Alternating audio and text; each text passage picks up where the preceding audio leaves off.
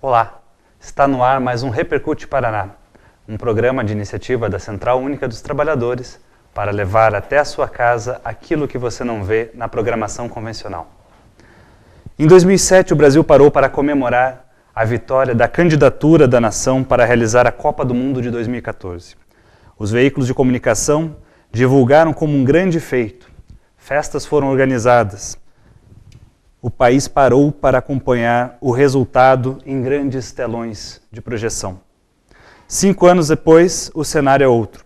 O Campeonato Mundial de Seleções atingiu uma grande projeção. E para falar sobre este tema da Copa do Mundo, os seus legados e a sua relação com os movimentos sociais, trouxemos aqui o assessor especial da Secretaria-Geral da Presidência da República, José Lopes Feijó. Feijó, seja muito bem-vindo conosco aqui no Repercute Paraná. Muito obrigado. Feijó, você tem um longo histórico já no movimento sindical, né? Me sinto à vontade aqui em casa para te chamar de companheiro. Faça esse favor. E nós temos visto no Brasil, principalmente agora com a proximidade né, dos jogos, um aumento maior nas manifestações de rua, uma efervescência política que vem tomando conta do nosso país. E o governo federal tem também tomado a iniciativa de viajar ao país, de rodar, passar principalmente pelas cidades-sedes e fazer esse diálogo com a população. Como é que o governo tem encarado, como é que tem sido essa experiência né, de diálogo agora que nós estamos tão perto né, do evento da Copa do Mundo? Olha, dialogar é sempre importante, não importa quando você começa. É provável que neste caso nós tenhamos começado a falar do tema muito em cima da hora, mas sempre é tempo de colocar as informações corretas para que as pessoas possam fazer as suas avaliações. A primeira coisa que nós temos que deixar claro é que manifestação, mobilização é do jogo democrático. Nós lutamos muito nesse país, mas muito mesmo, para garantir democracia. Eu comecei no movimento sindical, tinha uma ditadura instalada no país. Tinha sindicatos sobre intervenção. Então nós lutamos muito para reverter esse quadro, para retomar a democracia e para garantir o direito de voz e de participação das pessoas.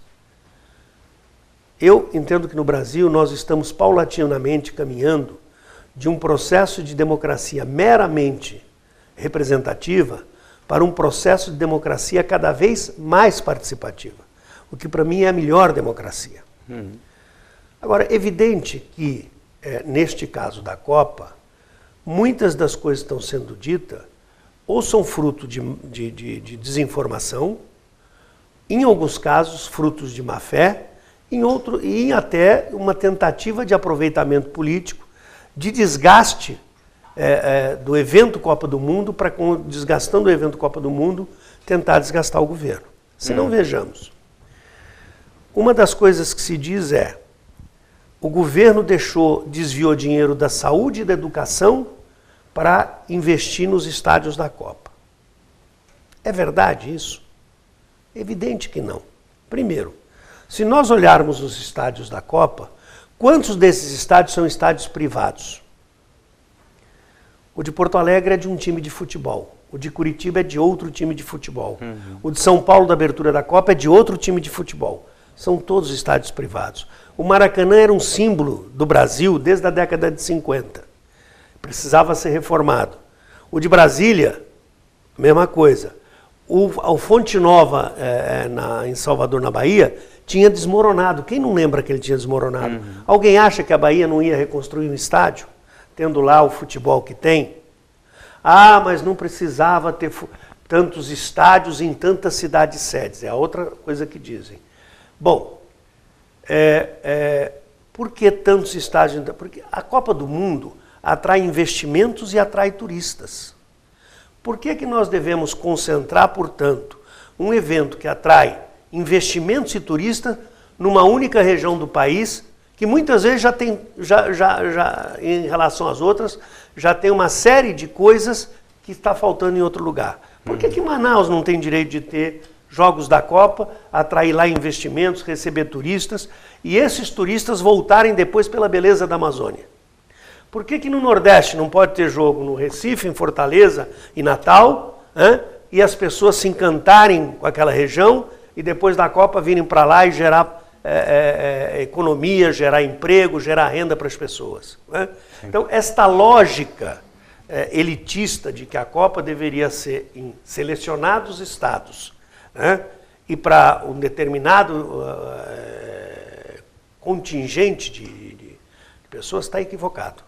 O Brasil pensou a Copa, primeiro porque o Brasil gosta de futebol, segundo porque mostra o prestígio do Brasil em conquistar a Copa e logo em seguida conquistar a Olimpíada, mostra o prestígio que o Brasil adquiriu no mundo nesses últimos 12 anos, e é um fator de desenvolvimento. O Japão está disputando uma Olimpíada. A economia japonesa está estagnada há décadas. Eles estão disputando uma Olimpíada para tentar fazer a economia japonesa voltar a andar. Então, estes investimentos grandiosos, como são Copa do Mundo, do ponto de vista do tamanho do evento, eles têm um significado muito grande. E aí, esses estádios são privados. O dinheiro desses estádios, quando muito, é dinheiro de empréstimo que eles têm que pagar. Não é dinheiro público. Mas teve isenção fiscal. Não é papel do governo, quando quer ativar determinados setores da economia, promover políticas que façam com que os setores da economia avancem e gerem emprego? Quantas vezes nós assistimos isso, por exemplo, para a linha branca, para o setor automotivo, para a indústria de aviação, para uma série de setores que o governo precisa ativar, fazer a economia rodar, girar e gerar emprego, e fazer, no momento que o mundo vive em crise, fazer com que a economia continue crescendo e o Brasil continue gerando emprego.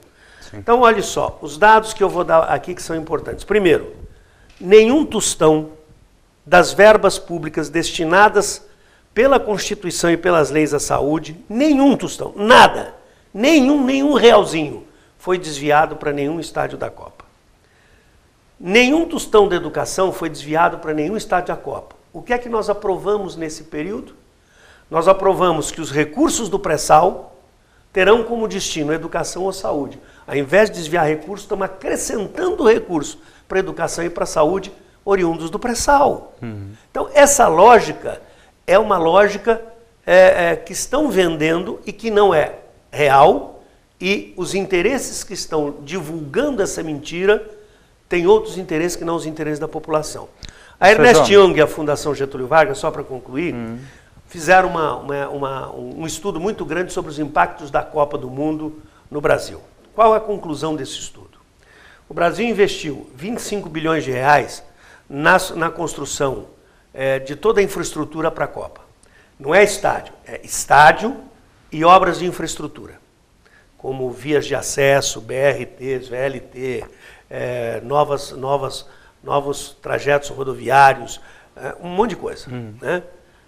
Isso vai estar pronto. Mas não vai ficar pronto para a Copa. Vamos dizer que eventualmente uma ou outra obra não fique pronta para a Copa, mas ela ficará pronta e ela vai servir a população. Quem anda hoje no aeroporto de Brasília ou no novo terminal de Guarulhos sabe do que eu estou falando. Aquilo ali vai servir a população durante e depois da Copa.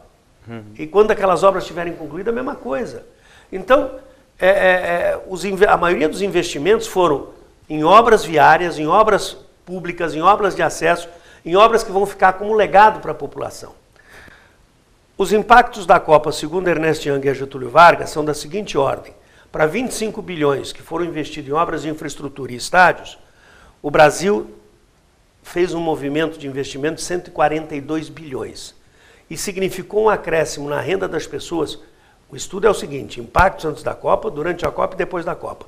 Um acréscimo na renda das pessoas de 63 bilhões de reais.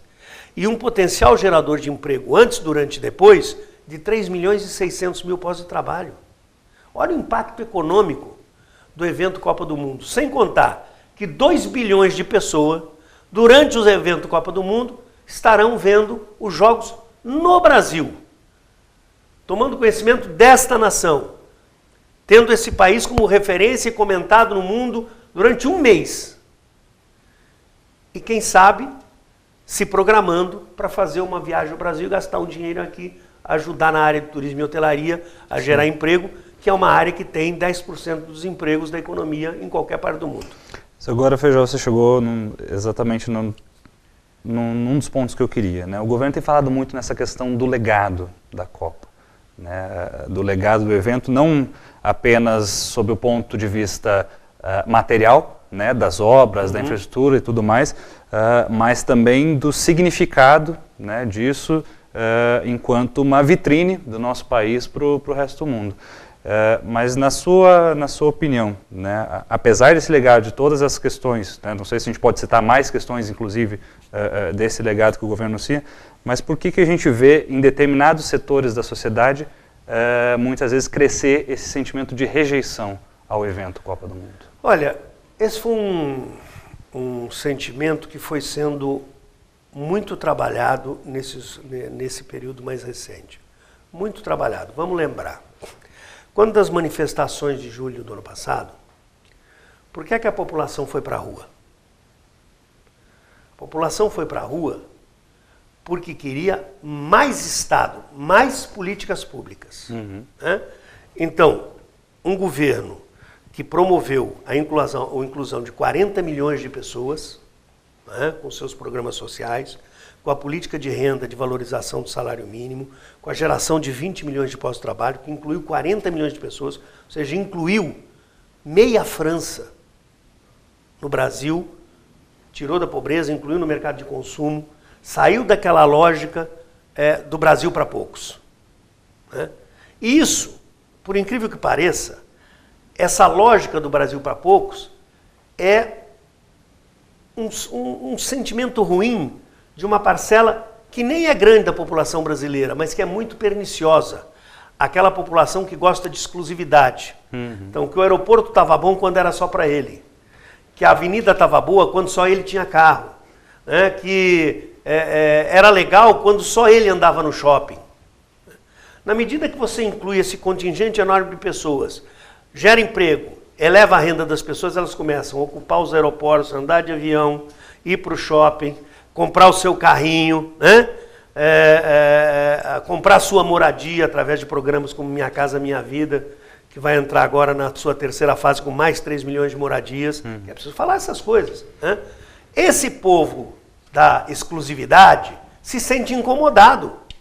Pô, esse cara antigamente eu via ele ou trabalhando para mim ou numa fábrica que eu não sei o que eu era isso, que eu era aquilo.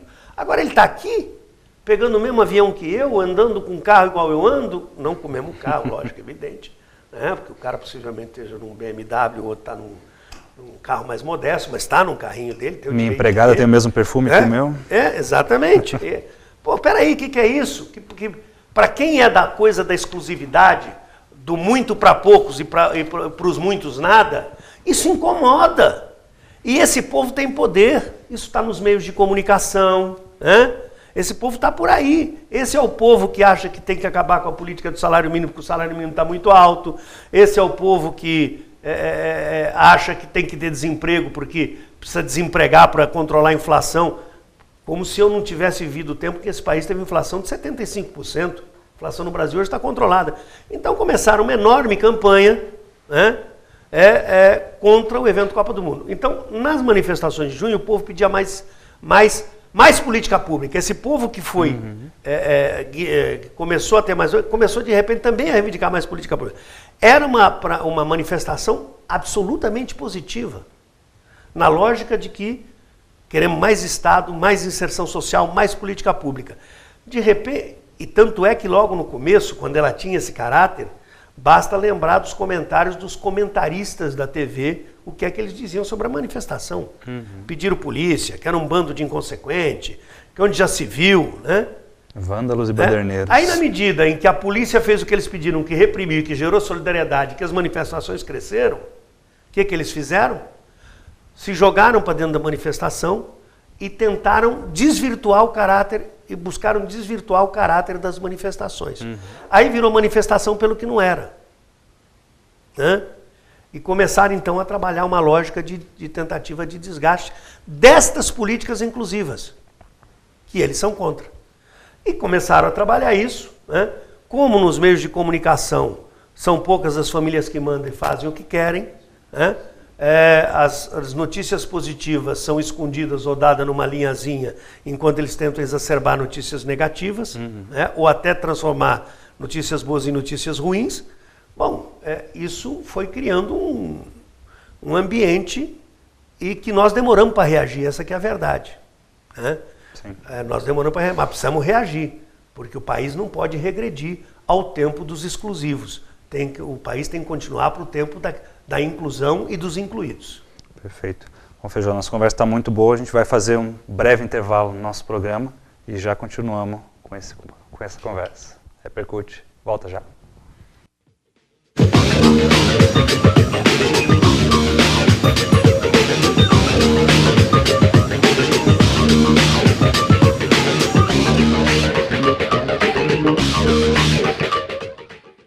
Eu estou aqui para falar sobre algo muito grave.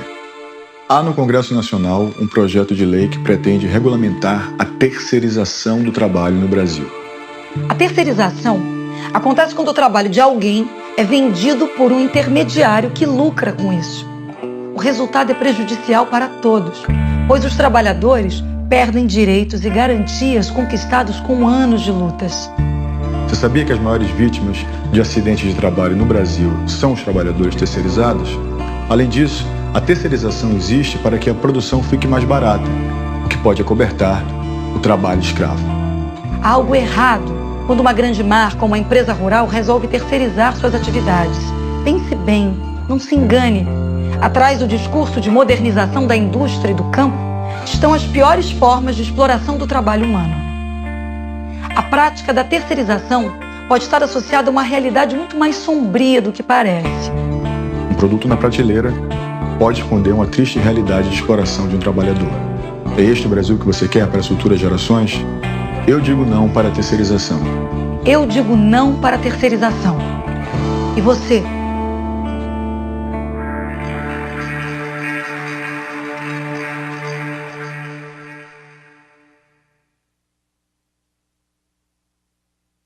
Cristina. E por favor, me aceite. E antes do que imagina, vai ter a sua... Ô pai, que horas começa o futebol? Não era às 9? Antigamente era às 9, mas agora é depois da novela. Novela? Por quê? Porque a emissora da novela vai transmitir a partida e ela determina que o jogo comece depois da novela. Que absurdo, pai! Estou ficando com sono. Por que essa emissora determina uma coisa que não é da conta dela? A emissora que corte a novela. Pois é, filho, uma televisão não deveria determinar o horário do jogo. Mas determina, né, pai?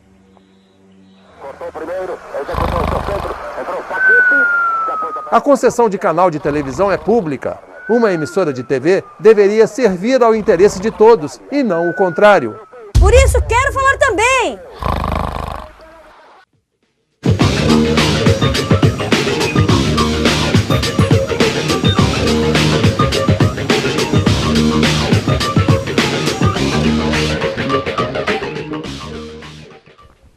Olá, estamos de volta com o Repercute Paraná.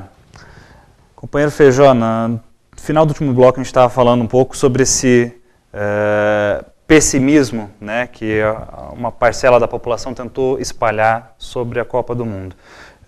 Como é que o senhor e o governo têm avaliado, principalmente, a postura dos grandes veículos de comunicação, que muitas vezes, por um lado, criticam a Copa, né, determinados investimentos, atrasos, obras, isso, mas de outro lado a gente sabe que estão lucrando, né, rios de dinheiro com esse evento? Eu acho que comunicação é um debate que nós temos que fazer bem feito no Brasil. Tudo que vira monopólio e cartel é prejudicial à sociedade. E claramente hoje no Brasil nós temos as duas coisas na área da comunicação. Temos um monopólio, pouquíssimas famílias dominam os meios de comunicação e, ao mesmo tempo, quase que um cartel. Explico. Ao mesmo tempo que tem o monopólio da propriedade, desses meios de comunicação concentrados. Então, uma mesma empresa detém canais de televisão espalhados pelo Brasil inteiro, retransmissoras, uma série de coisas. Tem rádios espalhadas pelo Brasil inteiro em rede nacional, editam jornais, editam livros, editam isso, editam aquilo. É um controle, um monopólio de mídia. Né? Ao mesmo tempo, é como se é o pensamento único. Você abre a imprensa, você não precisa ler mais de um jornal, porque todas as manchetes se repetirão no outro jornal e os comentários vão variar pouquinho, né, de um para o outro, sendo sempre na mesma direção, na linha de ter uma única opinião. Não tem o outro lado, não tem direito de resposta. Né? Então, infelizmente, o que eu digo é que hoje o processo de comunicação no Brasil é pouco democrático. Né? Sim. E cada vez que você tenta debater esse tema, eles tentam te acusar de que você está querendo censurar, de que está querendo atacar a democracia, quando é o contrário. Para ser democrático tem que ter diversidade de opinião, tem que ter direito de resposta. Se a Constituição diz que cada pessoa tem o direito de receber comunicação e ser também elemento de comunicação, né, poder transitar as informações, como é que eu faço isso se eu estou submetido a um monopólio? Né? Então, esse debate nós precisamos fazer. Não fui eu quem disse não. Quem disse que a imprensa é um partido de oposição no Brasil foi exatamente uma pessoa da imprensa, uma grande dirigente de uma grande organização empresarial de imprensa no Brasil. Ela é que disse isso. Portanto, eles admitiram o seu papel. Então, basta olhar para... vamos aqui pegar exemplos. Quando você analisa denúncias contra um determinado... Vamos pegar a questão agora que está muito em voga. Resolveram que no Brasil vai ter racionamento de energia elétrica.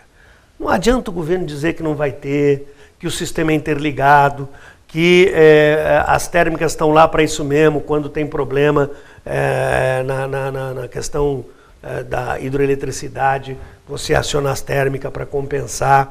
É do jogo do sistema. Mas não, aí vai ter racionamento, aí o governo errou, aí é isso, é aquilo, é um monte de coisa.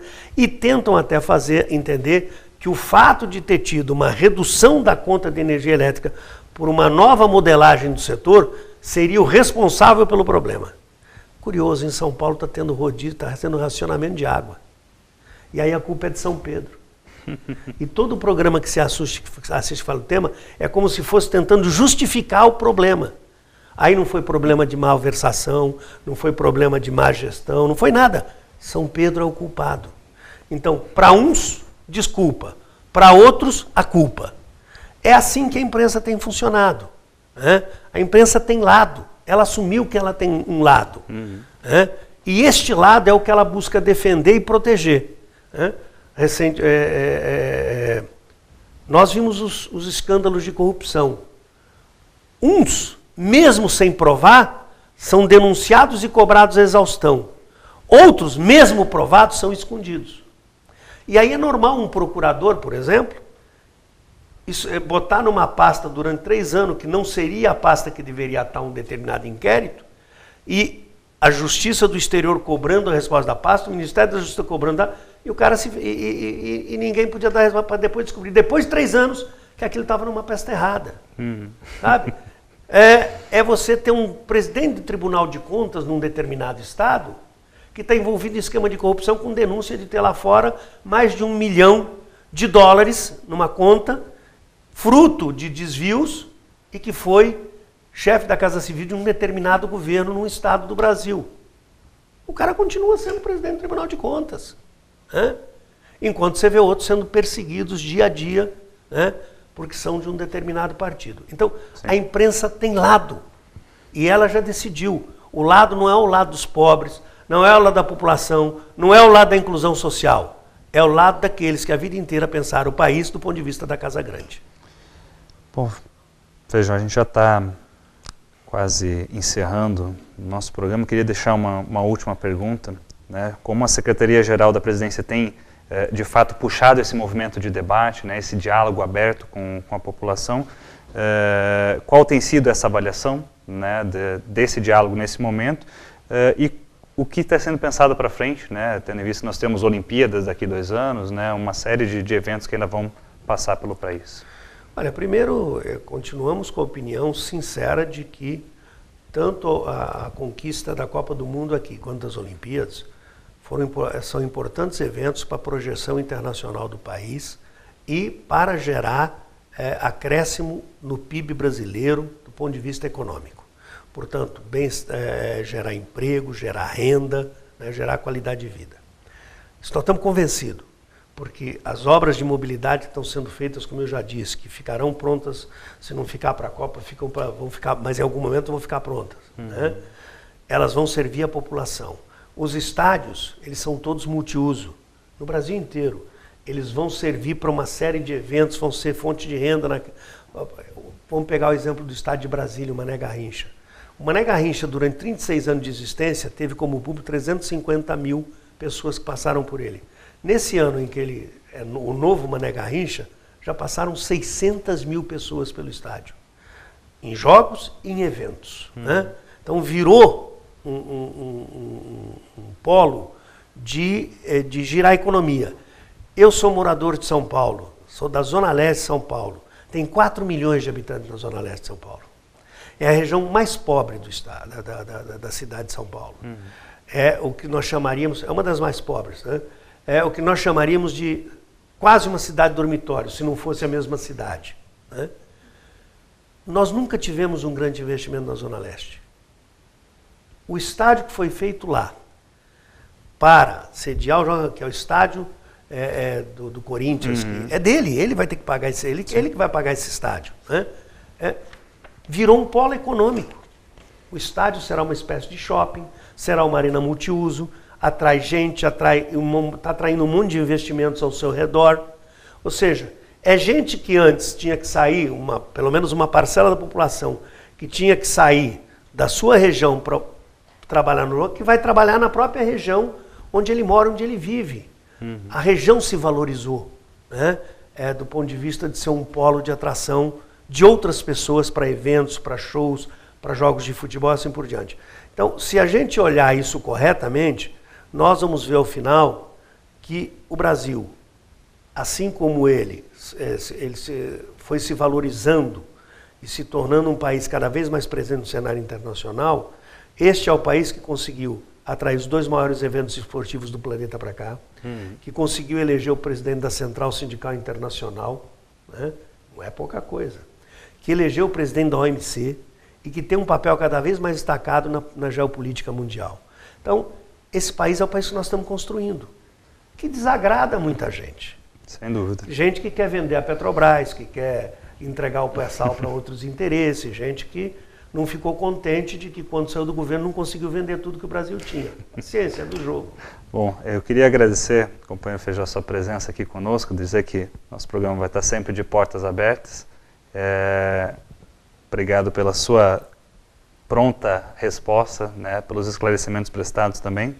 E obrigado a você que nos assistiu, que nos acompanhou até agora.